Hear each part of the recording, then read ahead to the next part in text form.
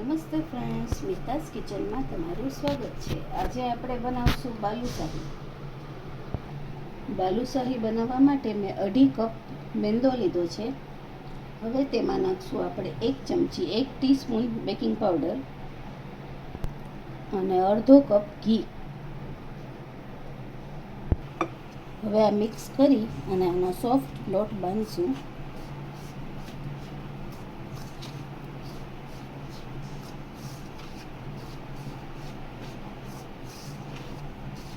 હવે પાણી નાખી અને આનો લોટ બાંધી લઈશું આપણે.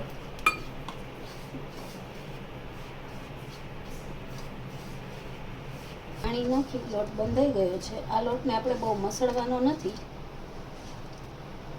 ફક્ત ભેગો થાય ને એટલું જ કરવાનું છે. હવે આને આપણે 10 મિનિટનો રેસ્ટ આપી દઈએ. ચાસણી બનાવવા માટે મેં 2.5 કપ ખાંડ લીધી છે. હવે તેમાં આપણે 1.25 કપ પાણી નાખશું.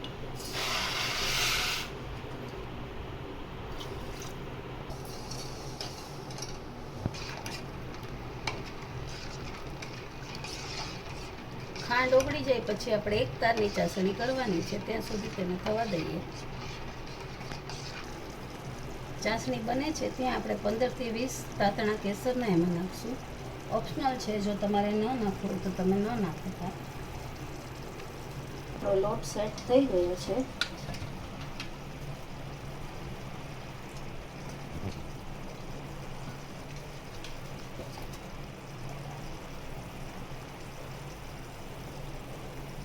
તેમાંથી આપણે નાના લોયું કાઢી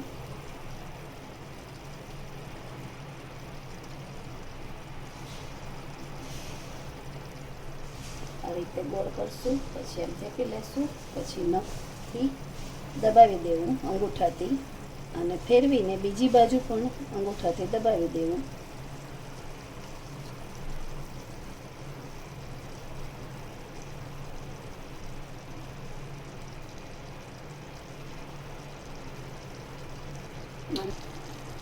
મેં આ તેલ ગરમ કરવા મૂક્યું છે. જો તમને ઘીમાં ભાવતી હોય તો તમે ઘીમાં પણ બાલુશાહીને તળી શકો છો. બાલુશાહીને તળવા માટે તેલ એકદમ ઠંડુ હોવું જોઈએ, બહુ એકદમ ગરમ ન હોવું જોઈએ. હવે આને તળવા મૂકી દઈશું આપણે.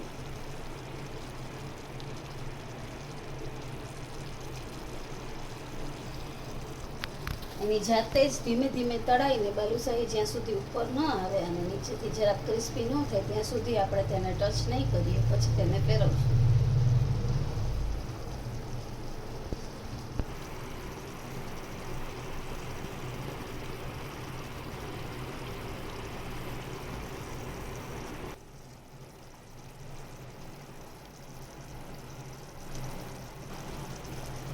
એક તારની ચાસણી આપણી થઈ ગઈ છે. હવે ગેસ બંધ કરી અને ચાસણીને આપણે થોડીક વાર ઢાંકી દઈશું, એટલે થોડી ગરમ રહે. બાલુશાહી એની જાતે જ ઉપર આવી ગઈ છે, પણ હજી આપણે થોડીક વાર એને થવા દઈશું, પછી ટર્ન કરશું. હવે બાલુશાહીને આપણે થોડી ફેરવી દઈશું અને ગેસને થોડોક ફાસ્ટ કરી દેવો. ધીમાથી થોડોક જ ફાસ્ટ કરવો અને પાછું થવા દેવાની.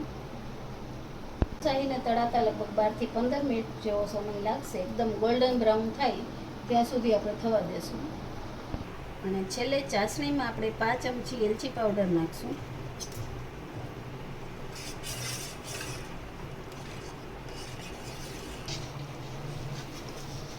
હવે આપણી બાલુશાહી ગોલ્ડન બ્રાઉન થઈ ગઈ છે.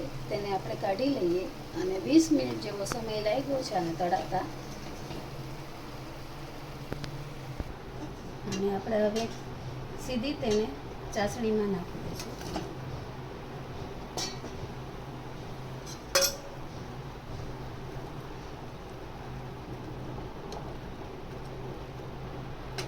અને ત્યાં સુધી આપણે બીજી બાલુશાહી તળી લઈશું.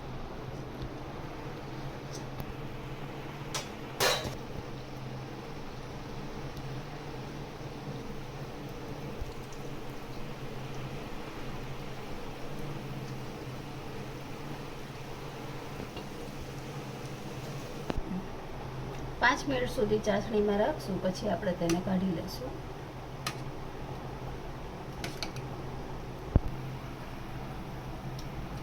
પાંચ મિનિટ થઈ ગઈ છે. હવે આપણે તેને ચાસણીમાંથી કાઢી લઈએ.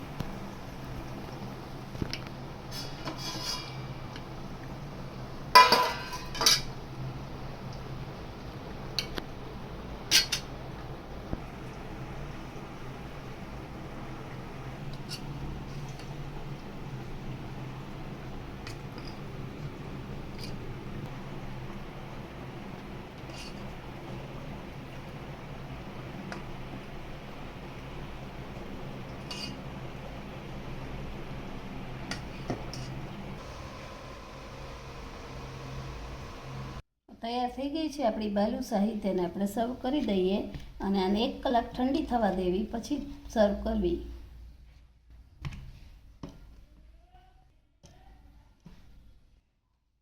ઉપરથી ક્રિસ્પી અને અંદરથી એકદમ સોફ્ટ એવી બાલુશાહી આપણી તૈયાર છે. જો તમને મારી આજની રેસીપી ગમી હોય તો લાઈક કરજો, શેર કરજો અને સબસ્ક્રાઈબ કરવાનું ન ભૂલતા.